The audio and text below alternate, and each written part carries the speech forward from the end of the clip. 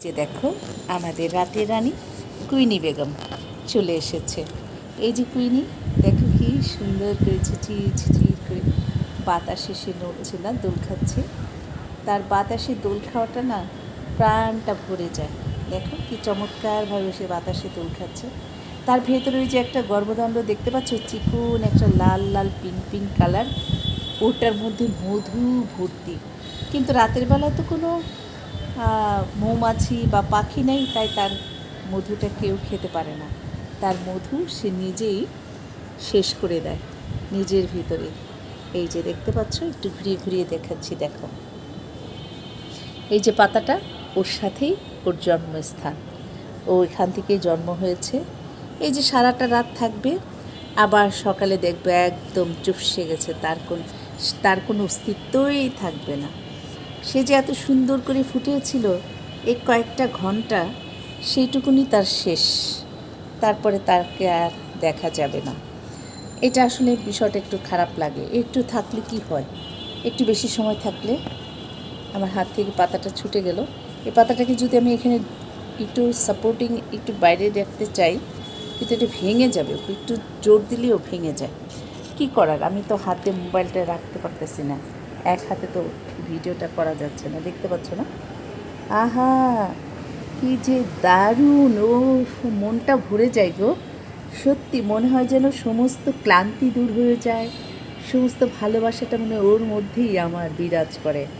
আমার ভালোবাসাটা কিন্তু সত্যি ওর ভেতরে বিরাজ করে, এটা সত্যি। এখানে কিছু গল্প বা মিথ্যে বলার কিছু নেই।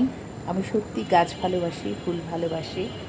গাছের থেকে যাদের জন্ম হয়, সেই জন্মর বাচ্চাগুলিকে আমি ভীষণ ভালোবাসি। একটা গাছের পাতা পড়ে গেলেও আমার কষ্ট হয়। একটা গাছকে যখন পিন দিয়ে ফুটানো হয়, পিন মারা হয় গাছটাকে, তখন আমার এত কষ্ট হয়, আমি কাউকে বোঝাতে পারি না যে ওরও প্রাণ আছে, কেন ওর গায়ে এরকম পিন হুল ফোটানো হয়। এটা নিয়ে আমার খুব প্রতিবাদ। আমি সবার কাছে একটা কথা বলতে চাই, গাছে আপনারা কেউ পিন ফোটাবেন না, তাহলে ওর কষ্ট হয়। আপনার গায়ে পিন দিলে যেরকম ওর কষ্ট হবে, ওরও ঠিক তেমনি কষ্ট হয়। যাই হোক, কষ্টের কথা বলবো না। এই সুন্দরীকে দেখে আর কষ্টের কথা কেন বলবো। আমি সাদা পড়ি, আমার ঐশ্বরিয়া, আমার অপ্সরা, আমার ঘরে অপ্সরা এসেছে আল্লাহর রহমত নিয়ে।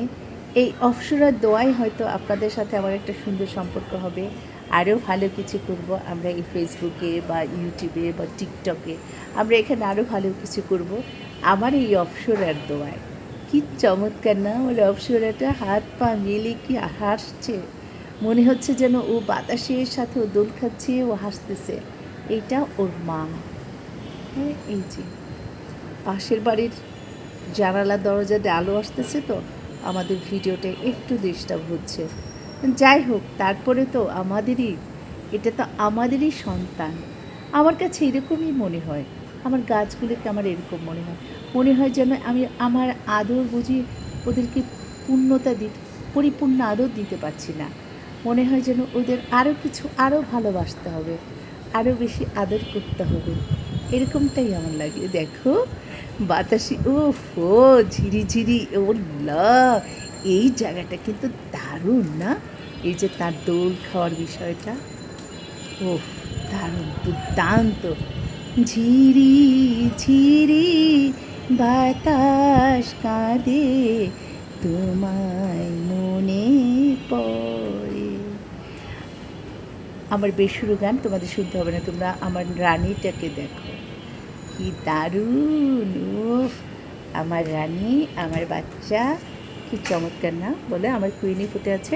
তোমরা বিবি ব্লগের এই ইউটিউব চ্যানেলটা দেখবে, একটু সাবস্ক্রাইব করবে, তারপরে শেয়ার দিবে, এবং সবার সাথে ভালোবাসার সম্পর্কটা বিবিকেও তৈরি করার সুযোগ করে দিবে।